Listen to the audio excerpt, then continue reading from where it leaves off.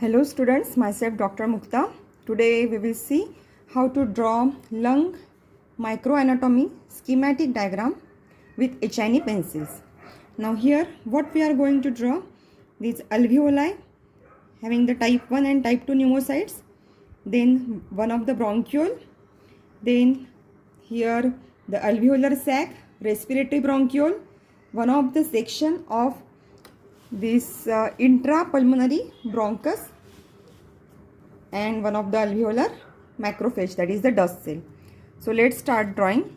Take your HNE pencils with me, and here first of all I am going to draw these numerous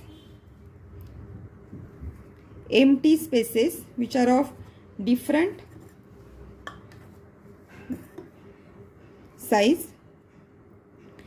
Some of these are polyhedral and round in shape, and they are communicating with each other.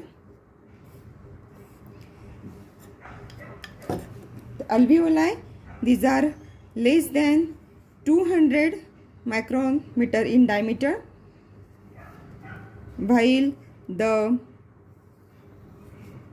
alveolar duct, here you can see one of the alveolar duct,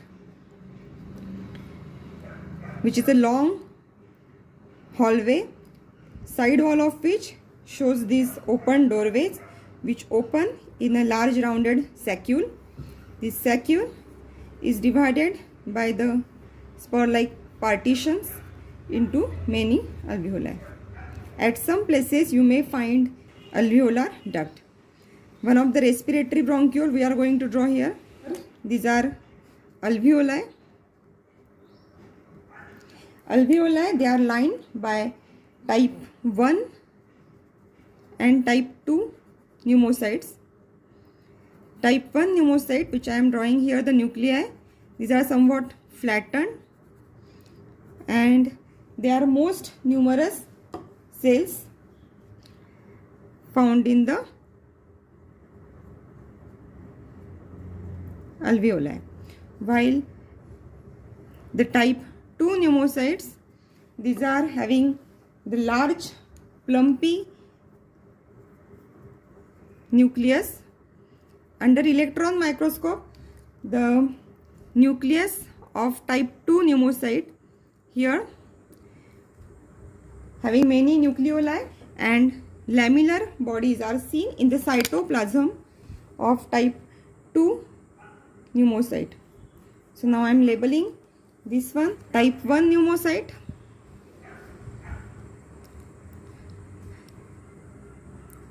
which is a squamous type, and it forms important part of the gas diffusion barrier, while here one of the large nucleus, you can see this is of the type 2 pneumocyte, is also known as surfactant cell. As the lamellar body inside this type 2 pneumocyte, it contains palmityl phosphatidylcholine, which helps in inflation of the lung alveoli. Surfactant, that is the palmityl phosphatidylcholine, is secreted by these cells by exocytosis.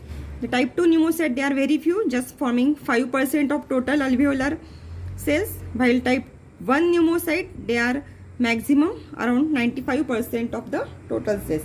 Sometimes you may find brush cells, the third type of alveolar cell, and it is having an active role in maintaining the quality of air entering into the lung. There is communication between adjacent alveoli by means of pores. These pores allow entry of the air from one alveolus to another alveoli. There are around 3 million alveoli in a lung. The partition between alveoli, that is interalveolar septa, it contains extensive capillary network which are lined by endothelial cells. The gas diffusion barrier, which is formed by these alveolar simple squamous epithelium Here in this you can see. Then the basement membrane of the simple squamous epithelium, then basement membrane of the capillary endothelium, and then the endothelial cell of the capillary. Here one thing we have to remember, that these capillary endothelial cells, they are non-fenestrated, and thus there is only diffusion of gases among these blood gas barrier, or you can say gas diffusion barrier, while the diffusion of O2 and CO2 is permitted, but the fluid from the inside capillary is prevented because of the non-fenestrated nature of this capillary endothelium. Sometimes these basement membrane of the simple squamous epithelium of alveolus and basement membrane of the capillary endothelium, they are fused to form alveolo-capillary basement membrane. Here I am drawing one of the respiratory bronchiole in this part. Then I am also going to draw one of the bronchiole here in this place, and one of the intrapulmonary bronchus. So here there will be respiratory bronchiole, diameter of which is usually less than 0.5 millimeter, while here I am going to draw bronchiole. Bronchiole divides into terminal bronchioles, which again divide into microscopic branches, which are respiratory bronchiole. The diameter of bronchiole is less than 1 millimeter.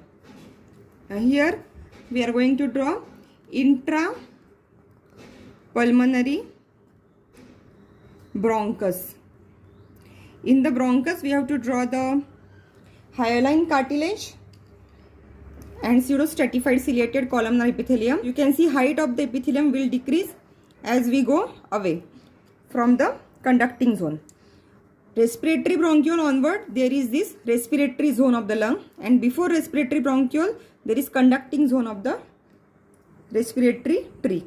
So now here first of all I am going to draw the basement membrane. Here on the basement membrane, this cuboidal epithelium with cilia. So ciliated cuboidal epithelium. I am going to draw the nuclei of this epithelium. There is connective tissue and the spindle shaped smooth muscle cells with elongated nuclei. You can see here the goblet cell is absent in the respiratory bronchiole. However, you can see the Clara cell here. The Clara cell in the respiratory bronchiole, it secretes 16 kilodalton protein, and it prevents collapse of alveoli and lower respiratory tract. So Clara cell is found here in the respiratory bronchiole. Smooth muscle cells are present. Glands are absent and cartilage are absent. However, connective tissue you can find here. Elastic tissue is also present with elastin inside this lung. It is also ample in the walls of alveoli. However, it cannot be seen with H&E section, as it needs a special stain like von Gison stain, which stain it black in color. This is the respiratory bronchiole. Emerging from this respiratory bronchiole, the here alveolar duct. So this is alveolar duct. From this alveolar duct, this side open way. So from this side wall, the larger one, they are known as alveolar sac or saccule. So here this is the one of these alveolar sac, also known as saccule. Here the distal part of it is separated by this spur-like partition inside forming these interalveolar septa, and here these are alveoli lined by this simple squamous epithelium. As the height of these cells is very less, the diffusion of gases is facilitated by this type of epithelium. Here now we will draw bronchiole. The diameter of bronchiole is less than 1 millimeter. First of all, the basement membrane, over which we have to draw the columnar cells with cilia. So these are cilia of the columnar cells. These are nuclei of this ciliated columnar cell. You can see the Clara cell, which replaces goblet cell in the bronchiole. Then here ample of smooth muscle cells, elongated spindle shaped. You can see here glands are absent, cartilage are absent. Pulmonary artery branches you can find in this, lined by endothelial cell and smooth muscle cell. On histology slide, we have to differentiate these artery, intrapulmonary branches of artery and the respiratory bronchiole. It is having this endothelial cell and smooth muscle cells. Connective tissue network is present beyond this bronchiole. Here I am drawing one of the intrapulmonary bronchus, which is lined by pseudostratified ciliated columnar epithelium. It is known as pseudostratified because it is falsely stratified. Actually, it's a simple epithelium which is resting on a basement membrane, but because of the different position of the nuclei under microscope, the epithelium appears stratified. So it is known as pseudo-stratified ciliated columnar epithelium. It is peculiar of the respiratory, upper respiratory tract. Goblet cells are ample in the bronchus. You can see the glands.